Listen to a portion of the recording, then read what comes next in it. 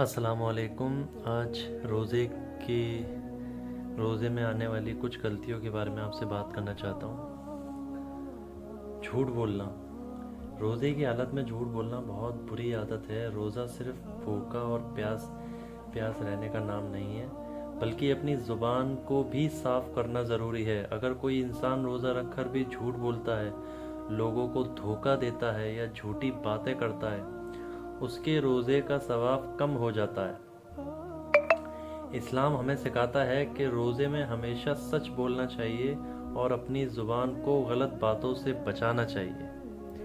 ये पहला पॉइंट हो गया। दूसरा पॉइंट, गीबत करना, पीठ पीछे बुराई। रोज़े की हालत में किसी की भी पीठ पीछे बुराई करना भी एक बड़ी गलती है।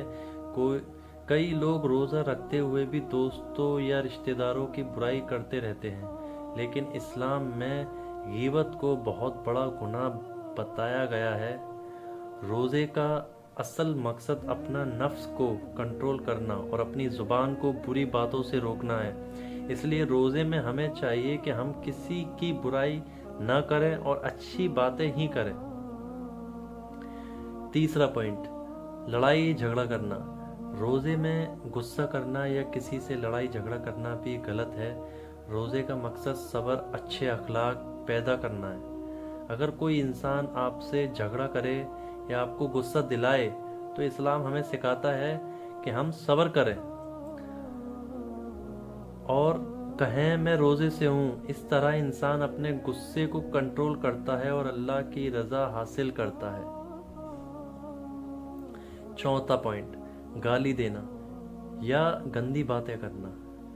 रोज़े की हालत में गाली देना, बहुत बुरी या गंदी बातें करना भी एक बड़ी गलती है। रोज़ा सिर्फ पेट का नहीं होता है, बल्कि रोज़ा पेट का नहीं होता है, रोज़ा ज़ुबान, दिल का भी होता है। इसलिए हमें अपनी ज़ुबान को साफ रखना चाहिए और किसी को बुरा या तकलीफ़ देने वाली बात नहीं कहनी चाहिए।